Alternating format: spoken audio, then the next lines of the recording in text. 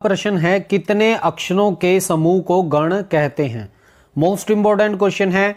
विकल्प देखिए, 2 अक्षरों के समूह को, 3 अक्षरों के समूह को, 4 अक्षरों का समूह या फिर 5 अक्षरों का समूह। सही उत्तर चुने, क्या हो जाएगा? कितने अक्षरों के समूह को गण कहते हैं? तो यह 3 अक्षरों के समूह को गण कहते हैं। विकल्प बी सही उत्तर हो जाएगा। अगला प्रश्न देखिए, राधा बदन चंद सो सुंदर में कौन सा अलंकार है? मोस्ट इंपॉर्टेंट क्वेश्चन है। विकल्प देखिए, श्लेष, उपमा, उत्प्रेक्षा या फिर अनुप्रास। सही उत्तर चुने, क्या हो जाएगा? राधा बदन चंद सो सुंदर में कौन सा अलंकार है? तो यह उपमा अलंकार है। दोस्तों, अब हमें प्रॉब्लम आती है कि अलंकारों में हम कैसे पहचाने कि ये श्लेष अलंकार है, उपमा है, उत्प्रेक्षा या अनुप्रास। तो देखिए, जहां पर भी आपको सो, सा, सी ये दिख जाए वहां पर क्या हो जाएगा? उपमा अलंकार। ठीक है, आप ये चीज को ध्यान में रखिएगा। अगला प्रश्न देखिए, यमाता राज भान सलगा किसका सूत्र है? विकल्प देखिए, अलंकार, छंद, शब्द या फिर इनमें से कोई नहीं। सही उत्तर चुने, क्या हो जाएगा?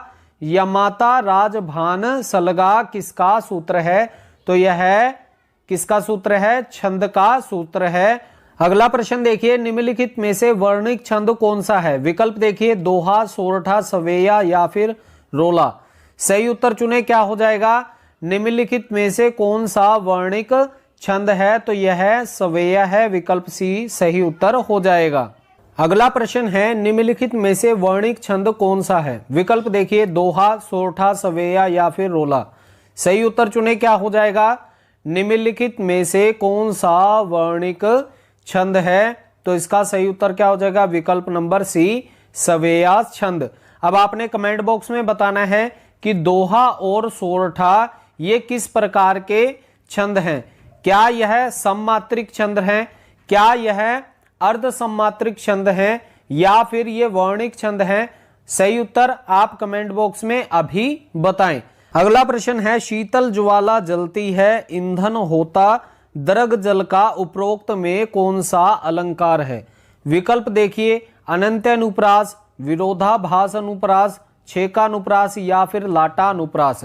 सही उत्तर चुने, क्या हो जाएगा? शीतल ज्वाला जलती है, ईंधन होता दरग जल का।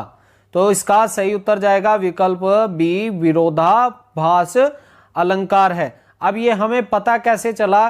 तो देखिए, शीतल ज्वाला जलती है परंतु उसके अंदर जो ईंधन का कार्य कर रहा है वो हमारे आंखों के आंसू कर रहे हैं या हमारे आंखों का जल उस ईंधन का काम कर रहा है। तो इसके अंदर क्या देखिए, विरोधाभास अपने आप में ही उत्पन्न हो रहा है, परंतु इन पंक्तियों में इस प्रकार का विरोधाभास होने के बाद भी विरोध का पता नहीं चल रहा है। अगला प्रश्न देखिए, चमेली की गायें बहुत काली है, वाक्य में काली शब्द है। विकल्प देखिए, विशेषण, सर्वनाम, संज्ञा या फिर क्रिया। सही उत्तर चुने, क्या हो जाएगा? चमेली की गायें बहुत काली है। तो वाक्य में जो काली शब्द आया है वह क्या है? विशेषण है। अगला प्रश्न देखिए, अवधि का पर्याय है। विकल्प देखिए, पूर्विया, कोसली, देहाती या फिर बघेली। सही उत्तर चुने, क्या हो जाएगा? अवधि का पर्याय है। इंपॉर्टेंट क्वेश्चन है, तो इसका सही उत्तर जाएगा विकल्प बी कोसली है। कोई भी पूर्विया मत लगाकर आना, नहीं तो आपका गलत हो जाएगा। तो इसका सही उत्तर क्या हो जाएगा? अवधि का पर्याय क्या हो जाएगा? कोसली है। विकल्प बी सही उत्तर हो जाएगा। अगला प्रश्न देखिए, मूर्धन्य ध्वनि इनमें से कौन सी नहीं है? विकल्प देखिए, त, ट, ढ या फिर न। सही उत्तर चुने, क्या हो जाएगा? मूर्धन्य ध्वनि इनमें से कौन सी नहीं है? तो सही उत्तर क्या हो जाएगा? विकल्प एक, त ध्वनि मूर्धन्य नहीं है, यह दंत ध्वनि है। आप इसे प्रोनाउंस करके देखिए तो आपकी जीभ है वो दांतों के साथ लगेगी, परंतु जब हम बात करते हैं मूर्धन्य ध्वनि की तो देखिए ट, ढ, न ये सभी मूर्धन्य ध्वनियों में आते हैं और यह जब होती है जब हमारी जीभ तालू के साथ मुड़कर टच करती है। अगला प्रश्न देखिए, किस प्रकार के शब्द अवयव कहलाते हैं? विकल्प देखिए, यौगिक शब्द, योग रूढ़, विकारी या फिर अविकारी शब्द। मोस्ट इंपॉर्टेंट क्वेश्चन है, एग्जाम में पूछा जाता है। तो इसका सही उत्तर क्या हो जाएगा, कौन से शब्द अवयव कहलाते हैं? तो ये अविकारी शब्द अवयव कहलाते हैं। अगला प्रश्न देखिए, हिंदी भाषा की लिपि कौन सी है? बहुत ही आसान सा प्रश्न है। तो इसका सही उत्तर क्या जाएगा, विकल्प सी, देवनागरी लिपि हिंदी भाषा की लिपि है। अगला प्रश्न देखिए, हिंदी का प्रथम अभिनीत नाटक कौन सा है? मोस्ट इंपोर्टेंट क्वेश्चन है। विकल्प देखिए, नहुष, जानकी मंगल, सती प्रताप या फिर नील देवी। सही उत्तर चुने। हिंदी का प्रथम अभिनीत नाटक कौन सा है? तो यह है जानकी मंगल है, जो कि शीतला प्रसाद जी के द्वारा लिखा गया था। अगला प्रश्न देखिए, हिंदी का प्रथम मौलिक नाटक नहुष कब लिखा गया? विकल्प देखिए, 1800, 1857, 1860 या फिर 1870। सही उत्तर चुने। क्या हो जाएगा, हिंदी का प्रथम मौलिक नाटक नहुष कब लिखा था? तो यह 1857 ईस्वी में भरतेंदु जी के पिताजी गिरधर दास जी के द्वारा लिखा गया था। अगला प्रश्न देखिए, अंजो दीदी नाटक किस नाटककार द्वारा लिखा गया था? विकल्प देखिए, धर्मवीर भारती, मोहन राकेश, उपेंद्र अश्क या फिर सुमित्रा नंदन पंथ। सही उत्तर चुने। क्या हो जाएगा, अंजो दीदी नाटक किस नाटककार द्वारा लिखा गया था? दोस्तों मोस्ट प्रोबेबली है एग्जाम में इस बार ये प्रश्न पूछा जाए। तो इसका सही उत्तर क्या हो जाएगा, विकल्प सी, उपेंद्र अश्क जी के द्वारा लिखा गया नाटक था। अगला प्रश्न देखिए, निराला की कौन सी रचना मार्क्सवाद से प्रेरित है? विकल्प देखिए, सरोज स्मृति, भिक्षुक, कुकुरमुत्ता या फिर नए पत्ते। सही उत्तर चुने। क्या हो जाएगा, निराला की कौन सी रचना मार्क्सवाद से प्रेरित है? तो यह कुकुरमुत्ता है। विकल्प सी सही उत्तर हो जाएगा। अगला प्रश्न देखिए, प्रयोगवाद के जन्मदाता कौन है? विकल्प देखिए, धर्मवीर भारती, जगदीश चंद्र माथुर, अज्ञेय या फिर गोरख पांडे। सही उत्तर चुने। क्या हो जाएगा, प्रयोगवाद के जन्मदाता कौन है? तो ये हैं अज्ञेय जी। इन्होंने 1943 ईस्वी में तार सप्तक से प्रयोगवाद की शुरुआत मानी है। अगला प्रश्न देखिए, ईला नाटक का कथानक किस से लिया गया है? विकल्प देखिए, प्रजातंत्र से, श्रीमद् भागवत से, विसल देव रासो से या फिर रामायण से। सही उत्तर चुने। क्या हो जाएगा, ईला नाटक का कथानक किस से लिया गया है? तो इसका सही उत्तर जाएगा विकल्प बी, श्रीमद् भागवत से लिया है। अब आपने कमेंट बॉक्स में बताना है कि बताएं ईला नाटक किसके द्वारा लिखा गया था। अगला प्रश्न देखिए, कोणार्क के रचयिता कौन है? मोस्ट इंपोर्टेंट क्वेश्चन है। विकल्प देखिए, जगदीश चंद्र माथुर, सुरेंद्र वर्मा, शुक्ल या फिर रामकुमार वर्मा। सही उत्तर चुने। क्या हो जाएगा, कोणार्क नाटक के रचयिता कौन है? तो सही उत्तर क्या हो जाएगा, विकल्प एक, जगदीश चंद्र माथुर। अगला प्रश्न देखिए, तार सप्तक में कवियों का वर्णन किया गया है। विकल्प देखिए, 5, 6, 7 या फिर 10। सही उत्तर चुने। क्या हो जाएगा, तार सप्तक जो कि अज्ञेय जी के द्वारा 1943 ईस्वी में शुरू की गई थी, इनमें कितने कवियों का वर्णन किया गया है? तो यह 7 कवियों का सभी तार सप्तक में किया गया है और ये तार सप्तकों की संख्या 4 है। अगला प्रश्न देखिए, पृथ्वीराज की आंखें एकांकी के एकांकीकार कौन है? विकल्प देखिए, जगदीश चंद्र माथुर, उदय शंकर भट्ट, रामकुमार वर्मा या फिर उपेंद्र नाथ अश्क। सही उत्तर चुने। क्या हो जाएगा, पृथ्वीराज की आंखें एकांकी के एकांकीकार कौन है? तो सही उत्तर क्या हो जाएगा, विकल्प सी, डॉक्टर रामकुमार वर्मा जी। और दोस्तों ये एकांकी के जनक भी माने जाते हैं। अगला प्रश्न देखिए, खड़ी बोली का प्रथम महाकाव्य कौन सा है? मोस्ट इंपोर्टेंट क्वेश्चन है, एग्जाम में पूछा जाता है। विकल्प देखिए, कमायनी, प्रिया प्रवास, साकेत या फिर विष्णु प्रिय। सही उत्तर चुने। क्या हो जाएगा, खड़ी बोली का प्रथम महाकाव्य कौन सा है? तो इसका सही उत्तर जाएगा विकल्प बी, प्रिय प्रवास, जो कि अयोध्या सिंह उपाध्याय के द्वारा लिखा गया था। अगला प्रश्न देखिए, बहुचर्चित कहानी तीसरी कसम के लेखक कौन है? विकल्प देखिए, प्रेमचंद, कृष्णा सोबती, फणीश्वर नाथ रेणु या फिर सुदर्शन। सही उत्तर चुने, क्या हो जाएगा? बहुचर्चित कहानी तीसरी कसम के लेखक कौन है? तो इसका सही उत्तर जाएगा विकल्प सी, फणीश्वर नाथ रेणु जी। अगला प्रश्न देखिए, सदाचार का तावीज और निठल्ले की डायरी व्यंग लेखन के संकलन के लेखक कौन है? विकल्प देखिए, शरद जोशी, हरिशंकर परसाई, श्रीलाल शुक्ल या फिर विवेकी लाल। इंपॉर्टेंट क्वेश्चन है, एग्जाम में पूछा जाता है और ये पिछले मास्टर कैडर एग्जाम में भी पूछा गया है। बताएं, सदाचार का तावीज और निठल्ले की डायरी किस लेखक ने लिखी है? तो इसका सही उत्तर जाएगा विकल्प बी, हरिशंकर परसाई जी ने लिखी है। अगला प्रश्न देखिए, क्या भूलूं क्या याद करूं और दशम द्वार से सोपान तक किसकी आत्मकथा है? विकल्प देखिए, बाबू श्याम सुंदर दास, पांडे बेचन शर्मा उग्र, यशपाल या फिर Harivansh Rai Bachchan. Most important question है, सही उत्तर चुने, क्या हो जाएगा? क्या भूलूं क्या याद करूं और दशम द्वार से सोपान तक, ये हरिवंश राय बच्चन जी की आत्मकथा है। अगला प्रश्न देखिए, नई कहानी की शुरुआत किस कहानी से मानी जाती है? विकल्प देखिए, गुल की बन्नो, परिंदे, छोटे छोटे ताजमहल या फिर मलबे का मालिक। सही उत्तर चुने, क्या हो जाएगा? नई कहानी की शुरुआत किस कहानी से मानी जाती है? तो यह परिंदे कहानी से मानी जाती। और दोस्तों, मलबे का मालिक यह मोहन राकेश जी के द्वारा लिखी गई रचना थी। अगला प्रश्न देखिए, नाखून क्यों बढ़ते हैं किस प्रकार का प्रसिद्ध निबंध है?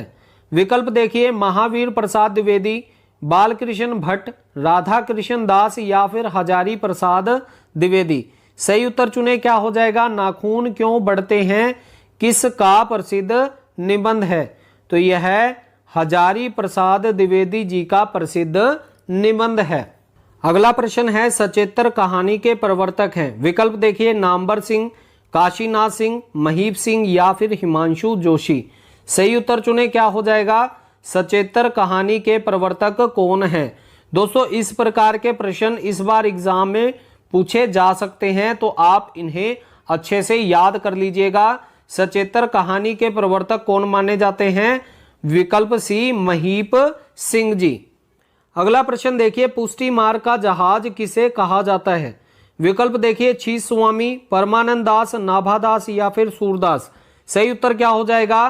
पुष्टि मार्ग का जहाज किसे कहा जाता है? तो विकल्प डी सही हो जाएगा, सूरदास जी को पुष्टि मार्ग का जहाज कहा जाता है। अगला प्रश्न देखिए, निम्नलिखित में से किस युग को पुनर्जागरण काल भी कहा जाता है? विकल्प देखिए, छायावादी युग को, द्विवेदी युग को, भारतेंदु युग को या फिर छायावादोत्तर युग को। सही उत्तर चुने, क्या हो जाएगा? निम्नलिखित में से किस युग को पुनर्जागरण काल कहा जाता है? तो यह भारतेंदु युग को पुनर्जागरण काल कहा जाता है। मोस्ट इंपोर्टेंट क्वेश्चन है। और द्विवेदी युग को जागरण सुधार काल नाम से जाना जाता है। अगला प्रश्न देखिए, निम्नलिखित में से बल्लभ संप्रदाय से दीक्षित कौन सा कवि है? विकल्प देखिए, रसखान, मीरा, रहीम या फिर इनमें से कोई नहीं। सही उत्तर चुने, क्या हो जाएगा? बल्लभ संप्रदाय से दीक्षित कौन से कवि हैं? तो ये हैं रसखान जी। विकल्प एक सही उत्तर हो जाएगा। अगला प्रश्न देखिए, प्रकृति का सुकुमार कवि कौन है? विकल्प देखिए, प्रसाद, बच्चन, पंत या फिर अज्ञे। मोस्ट इंपोर्टेंट क्वेश्चन है, सही उत्तर बताएं, क्या हो जाएगा? प्रकृति का सुकुमार कवि कौन सा है? तो सही उत्तर जाएगा विकल्प सी पर, पंत जी को प्रकृति का सुकुमार कवि कहा जाता है। अगला प्रश्न देखिए, स्नेही किस कवि का उपनाम है? विकल्प देखिए, नाथूराम शर्मा, रामचरित राम उपाध्याय, राय देवी प्रसाद या फिर गया प्रसाद शुक्ल जी। सही उत्तर चुने, क्या हो जाएगा? स्नेही किस कवि का उपनाम है? तो यह गया प्रसाद शुक्ल स्नेही इन्हें कहा जाता है। अगला प्रश्न देखिए, कामायनी के रचनाकार हैं, इंपॉर्टेंट क्वेश्चन है। विकल्प देखिए, निराला, हरिओद, दिनकर या फिर जयशंकर प्रसाद जी। सही उत्तर चुने, क्या हो जाएगा? कामायनी के रचनाकार कौन हैं? तो इसका सही उत्तर जाएगा विकल्प डी, जयशंकर प्रसाद जी कामायनी के रचनाकार हैं। अगला प्रश्न देखिए, संकलन त्रय का संबंध है। विकल्प देखिए, गीति काव्य से, संस्मरण से, कहानी से या फिर नाटक से। मोस्ट इंपोर्टेंट क्वेश्चन है, एग्जाम में पूछा जाता है। संकलन त्रय का संबंध है नाटक से, विकल्प डी सही हो जाएगा। और दोस्तों, अगर एग्जाम में संकलन त्रय आता है परंतु ऑप्शन में आपको एकांकी दी जाती है तो आपने एकांकी पर टिक कर देना है, क्योंकि एकांकी में भी संकलन त्रय का प्रयोग होता है। अगला प्रश्न देखिए, विसर्ग होते हैं। विकल्प देखिए, अयोग वाहक, अर्धविवृत, ईषद विवृत या फिर योग वाहक। तो सही उत्तर क्या हो जाएगा? विसर्ग क्या होते हैं? अयोग वाहक होते हैं। अगला प्रश्न है, मूल ध्वनियां जिनके खंड न हो सके क्या कहलाती हैं? विकल्प देखिए, पद, वर्ण, शब्द या फिर इनमें से कोई नहीं। सही उत्तर चुने, क्या हो जाएगा? मूल ध्वनियां जिनके खंड न हो सके वे वर्ण कहलाती हैं। इंपॉर्टेंट क्वेश्चन है, एग्जाम में पूछा जाता है। अगला प्रश्न देखिए, उत्तर प्रदेश सरकार ने देवनागरी लिपि सुधार समिति का गठन कब किया था?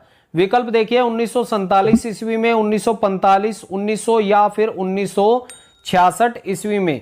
सही उत्तर चुने, क्या हो जाएगा? उत्तर प्रदेश सरकार ने देवनागरी लिपि सुधार समिति का गठन कब किया था? तो यह 1947 ईस्वी में डॉक्टर नागेंद्र की अध्यक्षता में किया था। अगला प्रश्न है, भक्ति, प्रेम आदि हृदय के प्राकृत भावों का उनकी अंत साधना में कोई स्थान न था। यह पंक्तियां किस इतिहासकार की हैं? विकल्प देखिए, गारसादा तासी, जॉर्ज गियर्सन, आचार्य हजारी प्रसाद द्विवेदी या फिर आचार्य रामचंद्र शुक्ल जी। सही उत्तर चुने, क्या हो जाएगा? भक्ति, प्रेम आदि हृदय के प्राकृत भावों का उनकी अंत साधना में कोई स्थान ना था। तो यह किसके द्वारा पंक्तियां कही गई थी? तो यह आचार्य रामचंद्र शुक्ल जी के द्वारा कही गई पंक्तियां थी। अगला प्रश्न देखिए, ज्ञानाश्री शाखा के कवियों को क्या कहा जाता है? मोस्ट इंपोर्टेंट क्वेश्चन है। विकल्प देखिए, सूफी कवि, संत कवि, राम भक्त कवि या फिर कृष्ण भक्त कवि। सही उत्तर चुने, क्या हो जाएगा? ज्ञानाश्री शाखा के कवियों को क्या कहा जाता है? तो इन्हें संत कवि कहा जाता है, जिसमें कबीर जी बहुत ज्यादा महत्वपूर्ण कवि थे। शिवद्रोही मम दास कहावा, सो नर मोही सपनेहु नहीं भावा। उपरोक्त किस कवि द्वारा रचित पंक्तियां हैं? विकल्प देखिए, सूरदास, तुलसीदास, दादू दयाल या फिर रज्जब। सही उत्तर चुने, क्या हो जाएगा? शिवद्रोही मम दास कहावा, सो नर मोही सपनेहु नहीं भावा। तो यह पंक्तियां तुलसीदास जी के द्वारा लिखी गई थी। मोस्ट इंपोर्टेंट है दोस्तों, अच्छे से याद कर लीजिएगा। अगला प्रश्न देखिए, कवितावली किस शैली में रची गई है? विकल्प देखिए, कवित सवेया, दोहा चौपाई, पद शैली या फिर दोहा शैली। सही उत्तर चुने। मोस्ट इंपोर्टेंट क्वेश्चन है, कवितावली किस शैली में रची गई थी? तो यह कवित सवेया शैली में रची गई थी और यह तुलसीदास जी की महत्वपूर्ण रचना है। अगला प्रश्न देखिए, बल्वाचार ने कितने प्रकार के भक्त जीव बताए हैं? विकल्प देखिए, 2, 4, 6 या फिर 8। सही उत्तर चुने, क्या हो जाएगा? बल्वाचार्य जी ने कितने प्रकार के भक्त जीव बताए हैं? तो इन्होंने 4 प्रकार के भक्त जीव बताए हैं। अगला प्रश्न देखिए, मोस्ट इंपोर्टेंट क्वेश्चन है, अष्टछाप कवियों में सबसे ज्येष्ठ कौन है? विकल्प देखिए, सूरदास, कुंभनदास, छीस स्वामी या फिर गोविंद स्वामी। सही उत्तर चुने, क्या हो जाएगा? अष्टछाप कवियों में सबसे ज्येष्ठ कौन है? तो सबसे ज्येष्ठ कौन है? विकल्प बी कुंभन दास जी सबसे ज्येष्ठ अष्टछाप के कवियों में आते हैं। दोस्तों अष्टछाप के कवियों की एक ट्रिकी वीडियो चैनल पर अपलोड है, उसे आप जरूर देखिएगा क्योंकि अष्टछाप के कवि एग्जाम में बार बार पूछे जाते हैं और उस वीडियो से आप 2 सेकंड में ही अष्टछाप के सभी कवियों को अच्छे से याद कर लोगे।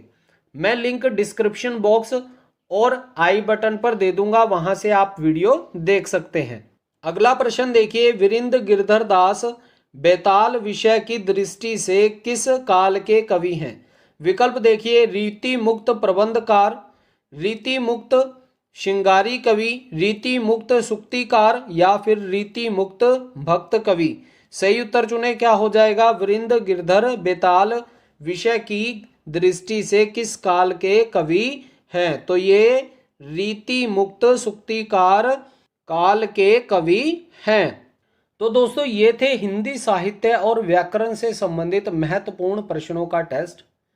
अगर आपको वीडियो अच्छी लगी तो प्लीज वीडियो को लाइक और शेयर जरूर करें और अपने कीमती सुझाव कमेंट बॉक्स में कमेंट कर जरूर बताएं और चैनल को सब्सक्राइब कर बेल आइकन को भी प्रेस कर दें ताकि आगे आने वाली सभी वीडियो के नोटिफिकेशन आप तक पहुंच सके। तो चलिए मिलते हैं अगली वीडियो में। जय हिंद।